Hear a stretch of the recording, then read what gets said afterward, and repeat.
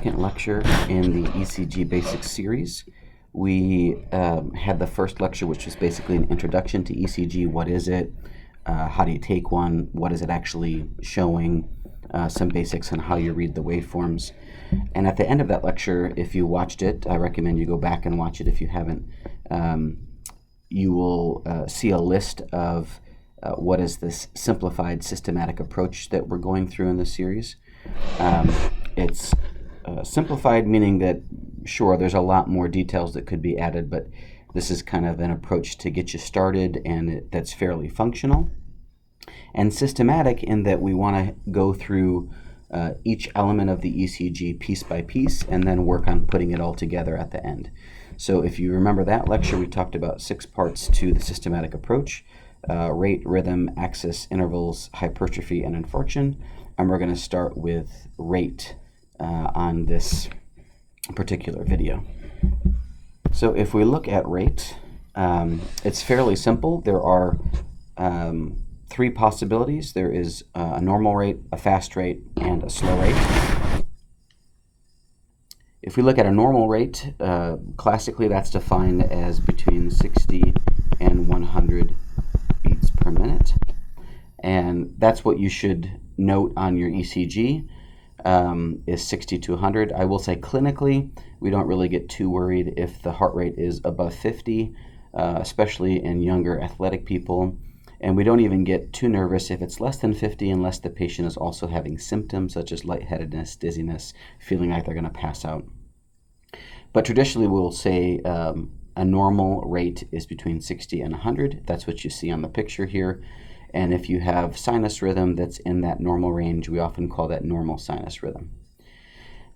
You can also have a fast rhythm, as you can imagine. That would be a fast rate, any rate above 100. And a slow would be anything less than 60. The fast ones we call tachycardia, and the slow ones we call bradycardia.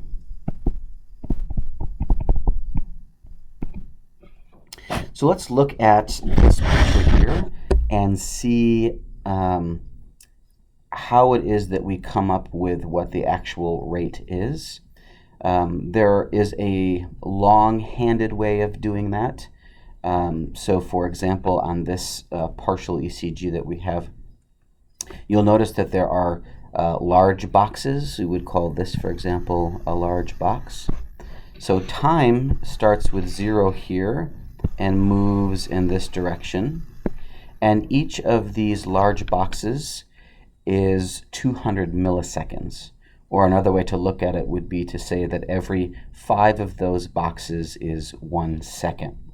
So for example, we could count the large boxes. We'll say that this first one counts as 1, even though it's maybe a little short. So we have 1, 2, 3, 4, 5. That's 1 second. 1, 2, 3, 4, 5, 2 seconds. 1, 2, 3, 4, 5, 3 seconds. 1, 2, 3, 4, 5, 4 seconds. 1, 2, 3, 4, 5, 5 seconds. So this whole strip is showing us 5 seconds of the electrical activity of the heart. And every spike that you see, which on the upper rhythm strip, these are R waves, right, if you remember from the previous lecture. So every QRS complex represents 1 heartbeat. So you would say, well, how many beats then are you getting in this 5-second strip? So we could just count the spikes. So we have 1, 2, 3, 4, 5, 6, 7. So you would say you have 7 beats per 5 seconds. Okay, but you notice we don't count it in beats per second, we count it in beats per minute. So we have to find a way to translate this into a minute. So 5 seconds, if you multiplied that by 12, would give you 60 seconds, which would be 1 minute. And if you multiply 7 by 12, you get 84. Sorry, we'll do 12 there, 12 there, you get 84. So we would say that the rate of this on this ECG is 84 beats per minute. Okay, so that's kind of a little bit of a longer, involved way of doing it. There's actually a quick way that I like to call kind of a cheat as well that you can do. And this cheat only works if you have a rhythm that's regular. And so, for example, the ECG that we have in front of us is regular. And what we mean by regular is that the distance between the R waves is relatively the same. So this distance, and this distance, and this distance, and this distance, and so on are relatively the same. So we have a regular rhythm here. If you have a regular rhythm and your heart rate isn't below 40, you can pretty much use this cheat that I'm going to show you. So what you want to do is pick an R wave that falls on one of the solid lines of a big box. So for example, if we look over here, this one's just a little bit off, this one's just a little bit off. But if we move on down towards the beginning of the strip, we find an R wave here that's almost sitting on top of a solid line from a large box. So that's a good place to start. And if we move out from that one, we can kind of start a countdown in this fashion. So the next large box, the next solid line for a large box is going to be 150 beats per minute. The next is going to be 100. The next is going to be 75. And the next is going to be... Oh, sorry, I missed the... Sorry about that. It should be 300, 150, 100, 75, 60, 50, 40. So we can get rid of these ones here.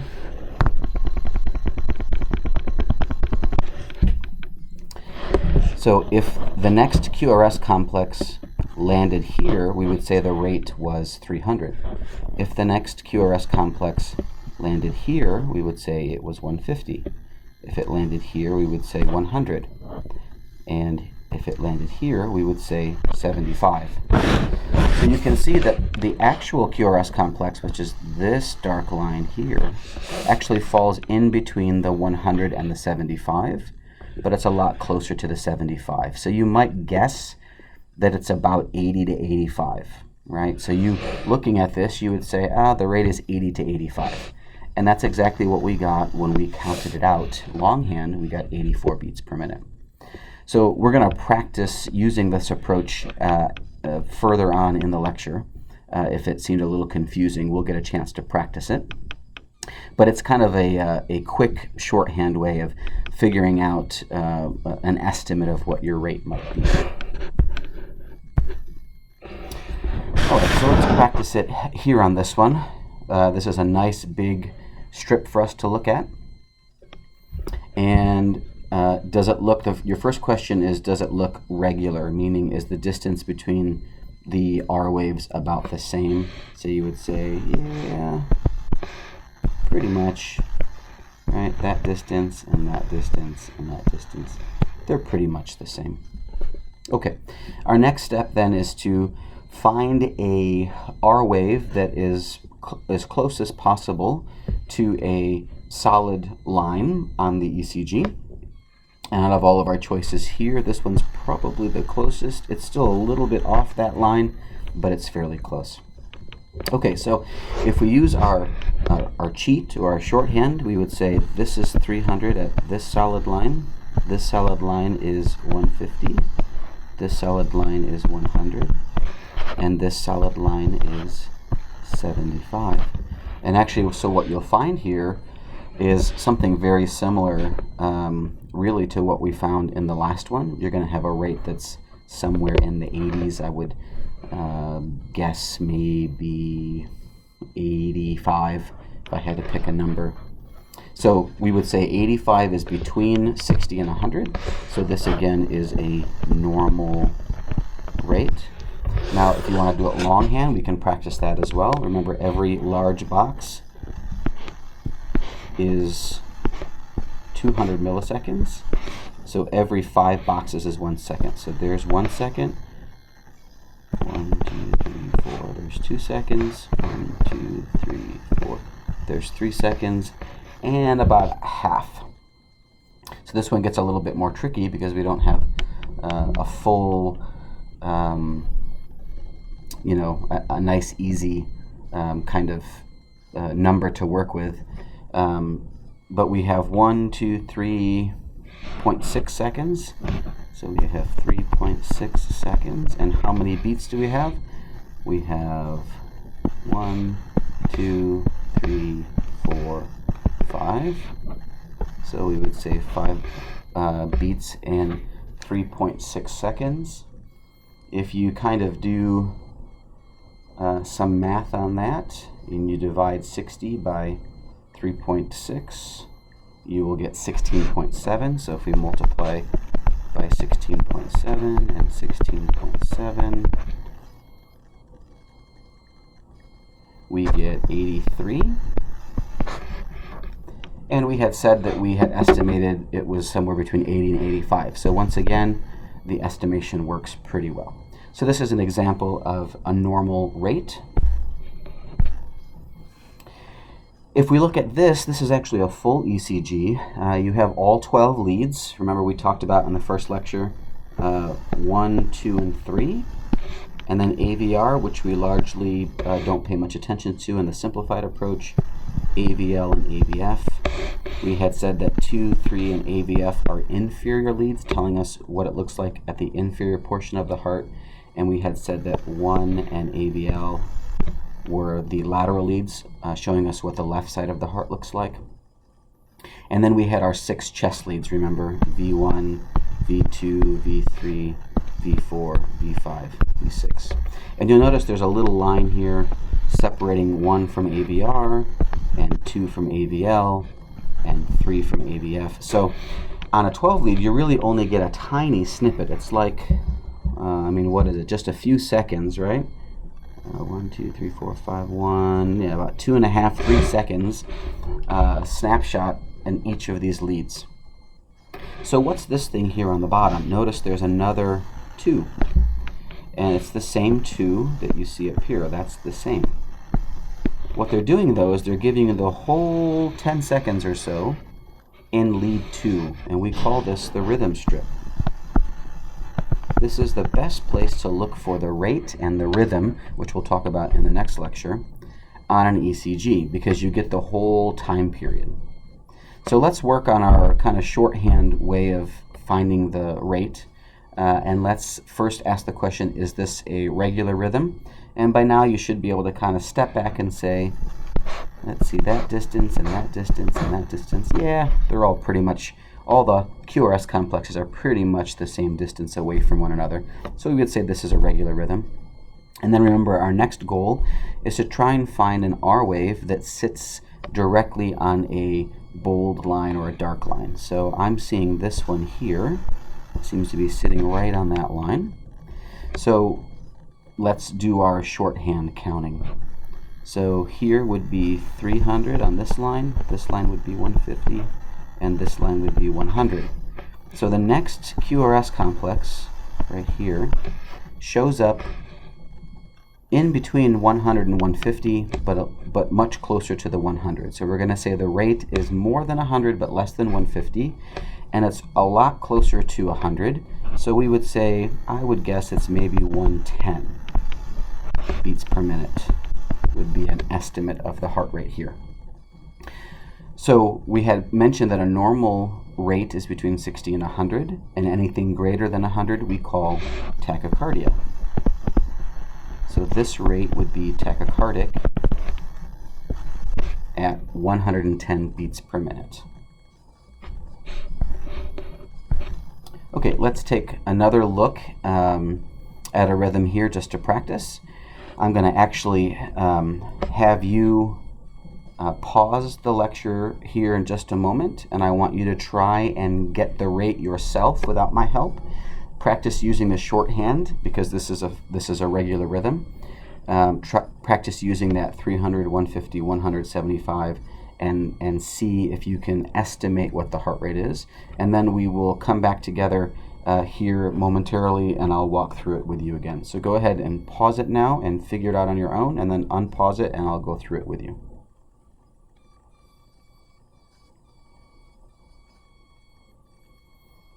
Okay, so if you have done this already, you've noticed that it's a regular rhythm. The distance between the R waves is essentially the same.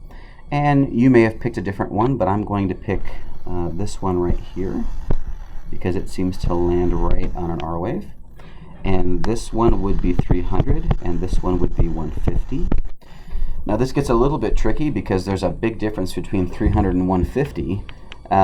So I know that the rate is between 150 and 300, but closer to the 150. You might have guessed somewhere around 200 or 190, 180. Really, any of those would be appropriate guesses. I would have guessed maybe 180. We can cheat a little bit here because this printout actually tells us that the heart rate is 179, and most computers that do an ECG will actually calculate the heart rate for you.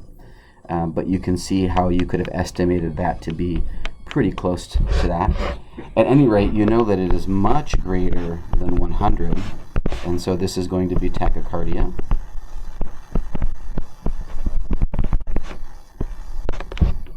As well. And here we have another example of tachycardia. I want you to do the same thing we did last time. I want you to go ahead and pause this and try and figure out what the rate is on your own, and then unpause and we'll go through it together. So go ahead and pause this now.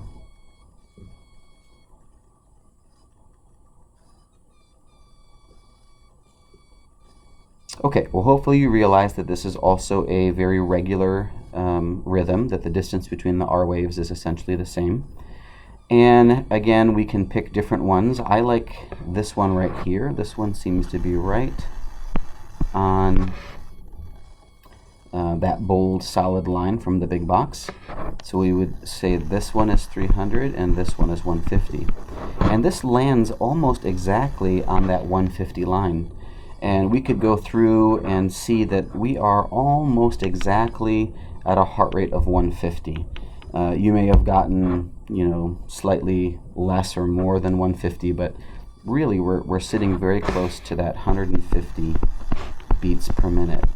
And I'm going to give you a little tip right here that will serve you well clinically, is that if you have a very regular rhythm that is 150 beats per minute exactly and stays 150 beats per minute, often, not always, but very often, and we'll look at some other clues to this rhythm later, you have what we call atrial flutter, and that's exactly what this ECG is a picture of. So that 150 exact mark, or very close to it, is very typical of one type of atrial flutter. So hopefully you were able to figure that out using our shorthand. Okay, we can also have bradycardia. And bradycardia has different causes, obviously, than tachycardia, and we'll talk about some of those in the rhythm lecture. But bradycardia sometimes can get a little tricky to use the cheat. Once you get below 50 or 40 beats per minute, it breaks down a little bit, but at least by then you know that you're very slow. So let's do this one together, because I think we're going to have to go backwards, count backwards, because the one that we want to pick, right, for our shorthand would be this QRS complex, this R wave, because it's sitting on a solid line, but there are no more beats afterwards. That's okay, we can still move backwards, and we could assign 300 here, 150 here, 100 here, 75, 60, and 50, and about 40. So if we were going to estimate the heart rate here, we would say, well, it's got to be something less than 50, but probably more than 40. We might say something like, 46 or 48. That's fine. But now you are something that is less than 60, right? And less than 60 is bradycardia. So now you're talking about a slow heart rate.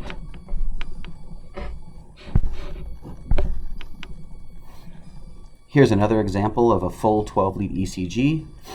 They have cut off on this picture the 1, the 2, and the 3 that we normally see. But you've got AVR, AVL, AVF, and V1 through V6 as usual. And down here on the bottom, you've got a lead 2 rhythm strip. So I'm going to let you try and estimate using our shorthand technique what the heart rate is here, looking at this bottom rhythm strip. That's always the best place to look for both the rate and the rhythm. Go ahead and pause it here and try and figure it out on your own, and we'll come back and do it together.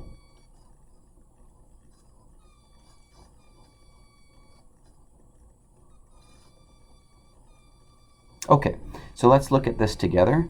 Some of you may have chosen this one. I like this one. Both would work fine. So we're going to have to work backwards if we use this one though. So we have 300 there, 150, 100, 75, 50, 40. And I'll tell you what, after 40, it really breaks down. So we're talking about something that is way less than 40, well not way less, but something that is less than 40. Using your cheat beyond that is difficult. So we would have to do this the long way. So we can count 1, 2, 3, 4. There's 1 second, 1, 2, 3, 4, 2 seconds, 3, 4, 3 seconds, 1, 2, 3, 4, 4 seconds, 1, 2, 3, 4, 5, 1, 2, 3, 4, 6, 1, 2, 3, 4, 7, 1, 2, 3, 4, 8, 1, 2, 3, 4, 9. So we have 9 seconds, and how many beats do we have? So this is actually a T wave, and I would only count a beat when you see a QRS complex, so we're not going to count that one. We're going to count this as our first beat. 1, 2, 3, 4, 5, and 6. So that was 6 and 9 seconds, right? So we had 6 beats in 9 seconds. If you divide 60 by 9, you get 6.67. So let's multiply 6.67. We get 60. And 6.67 here. And we get 40. Okay, so I told you it kind of breaks down when you get below 50. So actually this looks like it's close to a 40. But we knew that it was less than 50 anyway. And that will at least get you started to be able to say, well, this is bradycardia and it's pretty low. And then you can do the actual math, or you can look at the calculation from the computer at that point.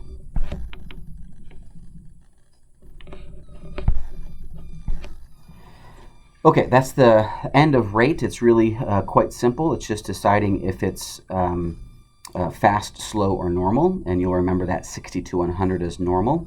And then using either a longhand version by counting out the beats per seconds and turning it into 1 minute, or if it's a regular rhythm, you can use the shorthand technique that we've been practicing here. The next lecture will be the rhythm, and we'll look at regular and irregular rhythms, how to identify them. It's part 3 of the series, but part 2 of the systematic way that we're going through these ECGs. So please tune in for that as well. If you have any questions on this lecture, go ahead and post those down in the comments. If you found it helpful, make sure you click a like, subscribe, or tell your fellow students that it's helpful if you think that they would be able to benefit as well. Until next time, I will see you then.